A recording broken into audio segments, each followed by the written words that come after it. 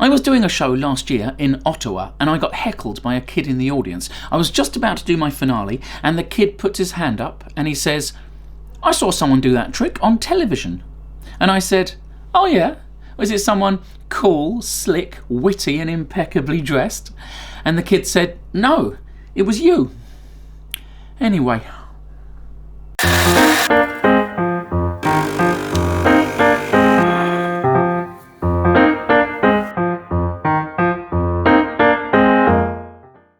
Last year, I appeared on America's Got Talent. Now, some might suggest that me, an English person, being on that show might be evidence that America is in fact running out of talent.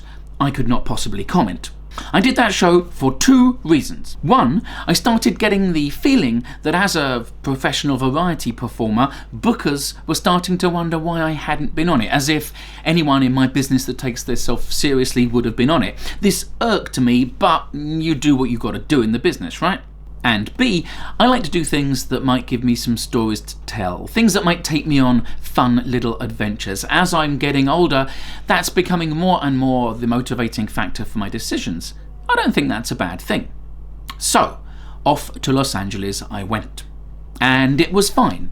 I did about as well as I thought I'd do. I met some interesting people. There was about as much shady kayfabe as I thought there might be. And if you want specifics, you are going to have to find me after a gig and buy me a drink.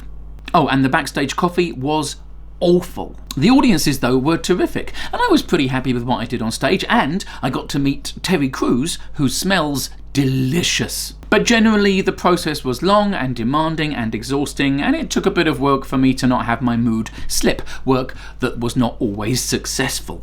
But there was one afternoon that made the whole trip worthwhile, one afternoon that I know I will genuinely never forget. Halfway through the second shoot week, after spending most of my time in a dark, airless backstage running on fumes and Twinkies, I got grabbed by a film crew and I got told we were going to go out and shoot some B-roll. Now, we'd already been talking about this. B-roll is the footage they shoot of me not performing, but just kind of hanging out in character, ideally in a location that suits my onstage persona. We had suggested what we thought might be the perfect location and they had agreed. Which is how me and my agent found ourselves with a full Hollywood film crew standing in the middle of the NBC Universal New York City backlot. This is an amazing place. Several blocks of New York City transplanted to Los Angeles. Not facades, real genuine buildings, real streets, as real as something that's completely fake can be. This is the New York that Captain America wakes up in. This is the New York that Seinfeld has his apartment in. Just around the corner is the courthouse that gets struck by lightning at the end of Back to the Future. Spoiler alert, it's insane and beautiful, and it was ours for a whole afternoon just to shoot little vignettes of me being cool. They filmed me sashaying through revolving doors carrying a martini. They filmed me sliding down banisters doing hat tricks. They filmed me juggling my umbrella while I walked down the centre of a completely deserted Broadway. Me and the crew got on pretty well, and I was having the time of my life cosplaying as the slick, dapper dude that the teenage me had dreamt of being.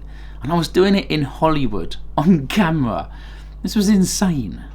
And then, every 15 minutes, we'd have to stop, because a tram would trundle down the centre of the street, a tram carrying all the tourists who were on the official Universal Studios tour.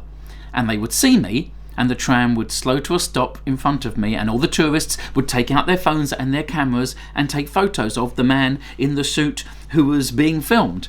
And then slowly, one by one, they'd put their cameras away as they realised, oh, he's no one. And I would apologise for not being more famous, and then the tram would speed up again and they'd go round the corner and they would meet the mechanical shark from Jaws. And after we finished, me and my agent slowly walked down the centre of the fake street back to our dressing room, and we dawdled because we didn't want to go back, because we knew that that had been something.